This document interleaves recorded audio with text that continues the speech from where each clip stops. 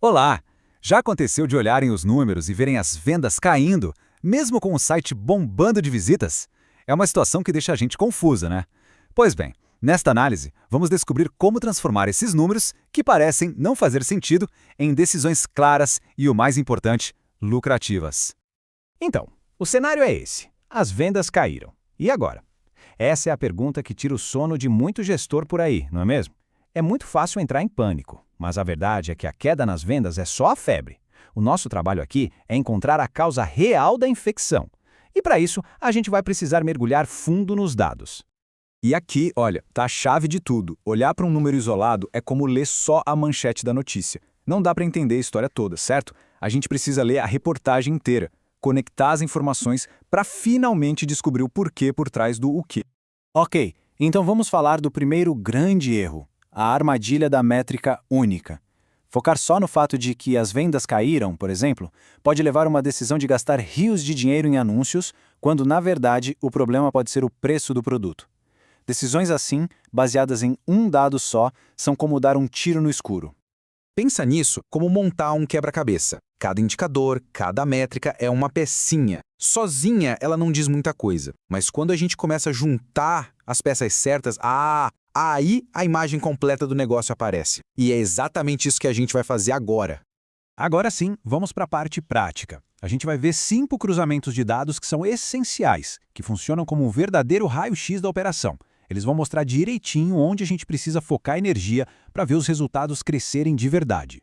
Vamos começar pelo básico, vendas versus visitas. Imagina o seguinte, um monte de gente entrando na loja, ou seja, as visitas estão lá em cima, mas pouca gente compra e as vendas caem. O problema aqui não está na vitrine que está atraindo o pessoal, mas sim dentro da loja. Será que as fotos do produto não convencem? Ou o preço está errado? Agora o cenário oposto. Menos gente entrando, só que as vendas subindo. Isso é ouro. Significa que quem entra, compra. Talvez seja a hora de avaliar um pequeno aumento de preço.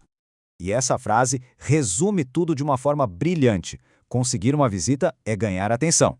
Agora, transformar essa visita numa venda, isso é conquistar confiança. São 2 desafios completamente diferentes.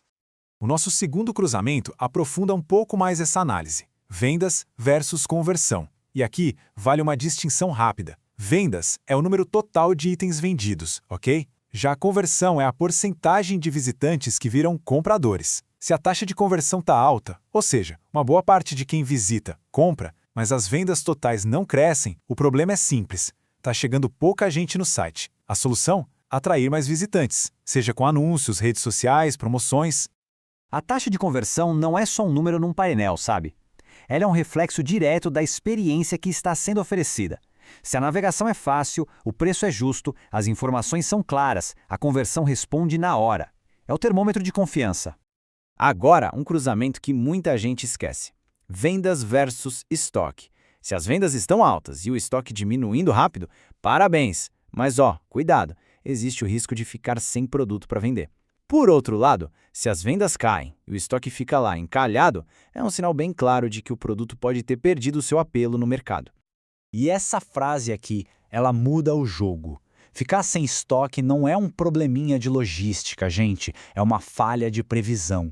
E o pior, é uma péssima experiência para a pessoa que queria comprar e não conseguiu.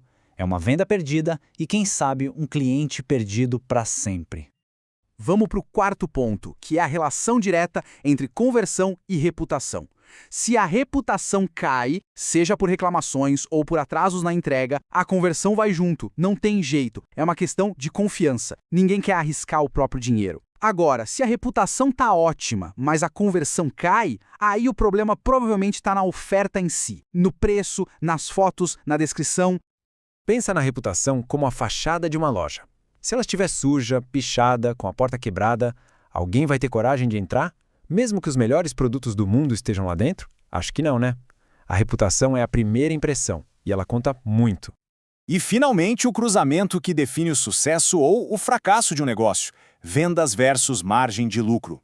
Vender 100 mil num mês parece ótimo, né? Mas se o lucro disso for só 1.000, alguma coisa está muito errada.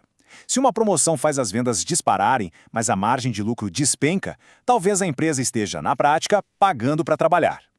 Essa frase aqui deveria estar na mesa de todo gestor. O volume de vendas por si só é uma métrica de vaidade se não vier acompanhado de uma margem de lucro saudável.